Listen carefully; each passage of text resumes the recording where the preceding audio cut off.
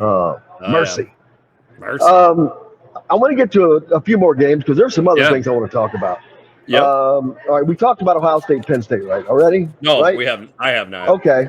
All right, Yeah. let's talk about Ohio State at Penn State. Ohio State, a 14-point favorite, It's down to 14? but I think Ohio State covers that. I know Penn State Yeah. has looked better lately, but Ohio State is just.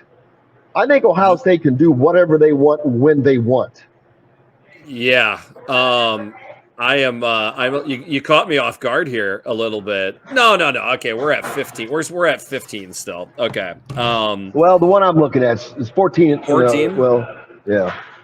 Well, it was You know what? it was at 16, so it's come down a point, which means people are coming towards Penn State. I will be interested to Well, see. I'll tell you what. The link I'm actually on has everybody. It's got Caesars, MGM, FanDuel, You can find it. Vegas Insider, open something else. So it's 14 on this one, 14 and a half, Wow. 14 and a half, 15 and a half, 15 and a half. Yeah. So I don't know who that and a half difference. That's a lot. I don't know who that website is that's at 14, but they're trying to get some action, obviously. I would jump on it at 14.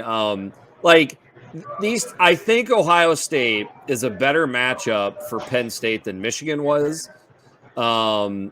With that being said, in my opinion, this line is somewhat representative on the fact that Ohio State's offense, quote unquote, looked bad last week versus Iowa. But Iowa's defense can do things that Penn State's defense can't do. Yeah, they put you to sleep, man. I think that besides the pink locker rooms, they must pump in some kind of drug into the vents. And last week was in the horseshoe, so no pink locker rooms there. Oh, it was at Ohio State. Wow, that's impressive.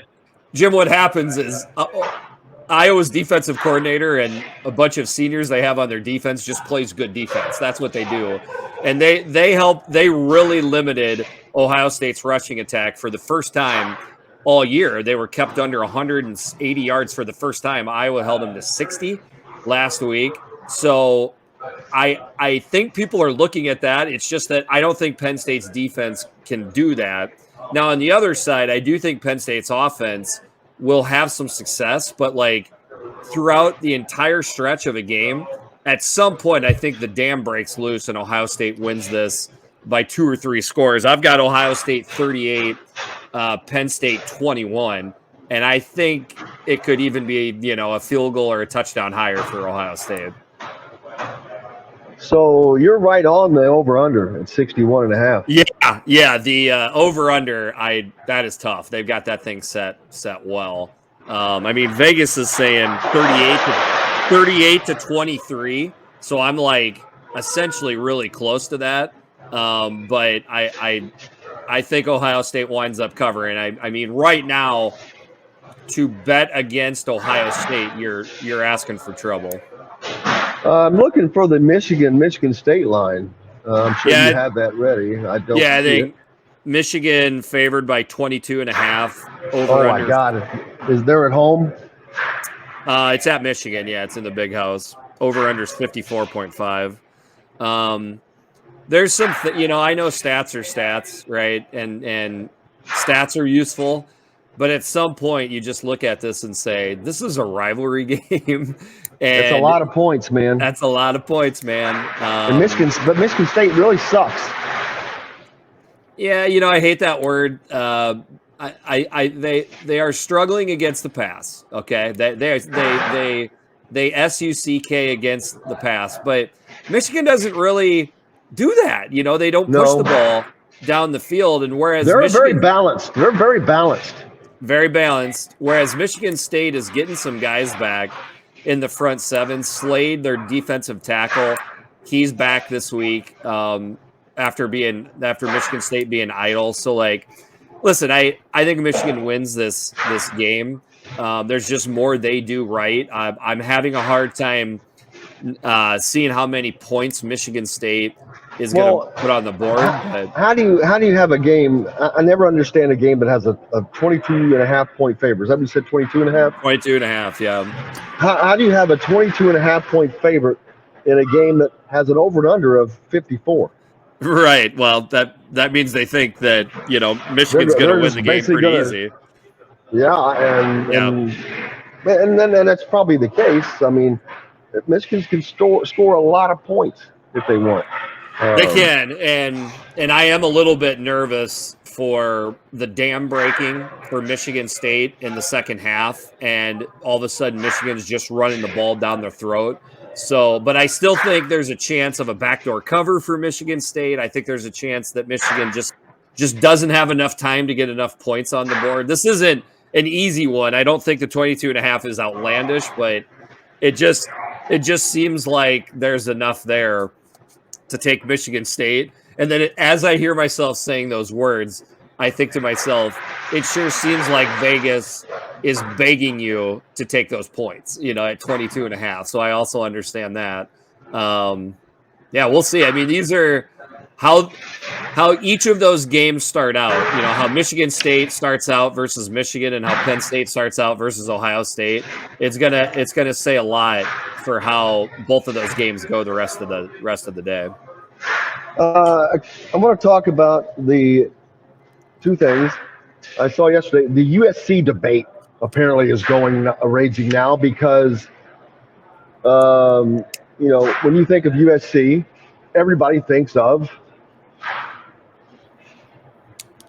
their coach. Or what? No. I think of. I think what I think of, Jim. Team, I think of what team do you think of? OJ Simpson. Oh, OJ. That's what I was thinking of. What team? So obviously, my question is, what team?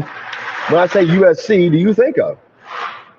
I guess either Notre Dame or UCLA. Well, I was going for the Trojans. Oh, you think of? Okay.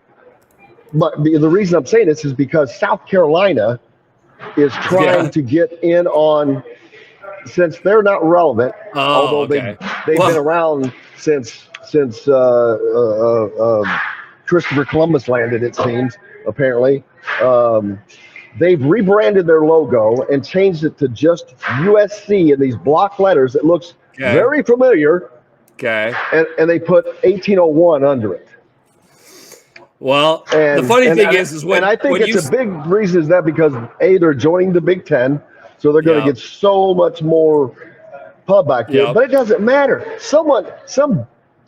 I read some of these pieces and I laugh. I'm like, what are these kids, 12 that are writing these stories?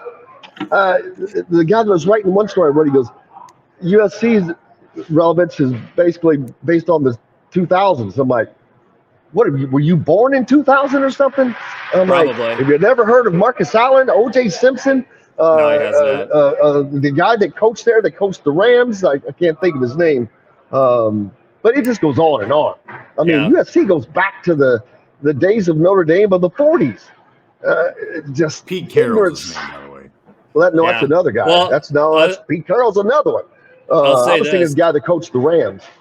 When you said USC, I just only thought of Southern Cal, so I wasn't even getting where you were going. No, but the only thing I say is if somebody says, what do I think of when I think of USC? I think of the Song Girls. I just want to say that. They're cheerleaders. So I didn't know that was their name, but yeah, I did.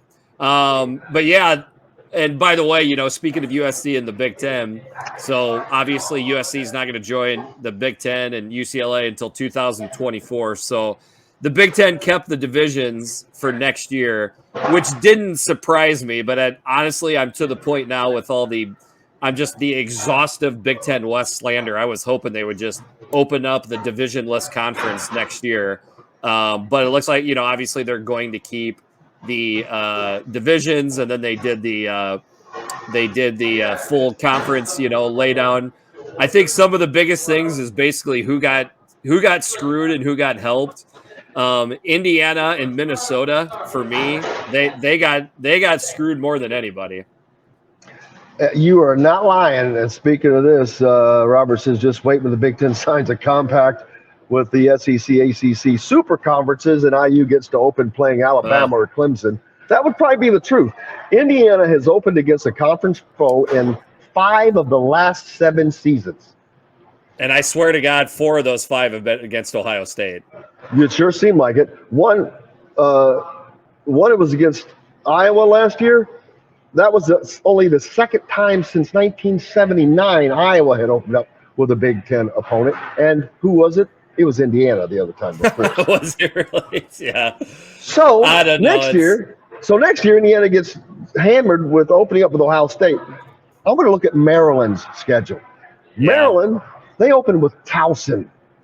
They also have Charlotte, recently new to the D1 level, and Virginia on non-con games. Their crossover games, Northwestern, Nebraska, and a resurgent Illinois program that we'll see how that carries over to next year. But now you add Rutgers and Indiana, they're going to be favored in 7 of 8 games already that I can name. 7 of 8. And let me just say this. I see a lot of chatter on Twitter, and like I saw a Nebraska account complain about Minnesota's schedule. Okay.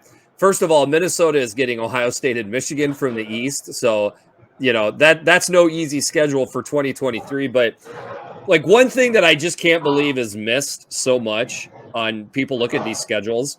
The Big Ten plays 9 conference games. That is 9 Power 5 teams.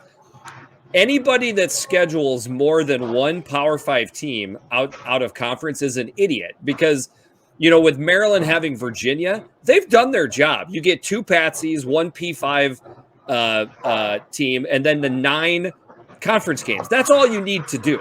That's it. Even if you had 3 group of 5 teams, you're still playing 9 Power 5 teams. Like, people just don't understand that, and I think DS and I are going to complain about it on the next podcast, because it's just like, I don't know what people think people should reschedule or schedule out of conference. And by the way, a team that's doing it wrong and is a bunch of idiots is Purdue. Next year, they play 11 Power 5 teams. They play 2 out of conference. That is stupid. Who are their non-cons? I'd have to look it up, but I mean, it is about as dumb as can be. Well, next year, Indiana, along with opening with Ohio State, one of their non-cons is Louisville. Dude, check out Purdue's non-conference next year. They've got Fresno State, Virginia Tech, Syracuse. I mean, all that takes is Virginia Tech finding an offense in the offseason, and that's one of the toughest schedules in the country. They also play Wisconsin. State. They play Fresno State, Vatech, Syracuse, and then play Wisconsin, Iowa, and Illinois and Ohio State. That they open up with Fresno State and then 6 consecutive Power 5 teams, with one of them being Ohio State. That's murder. That's murder.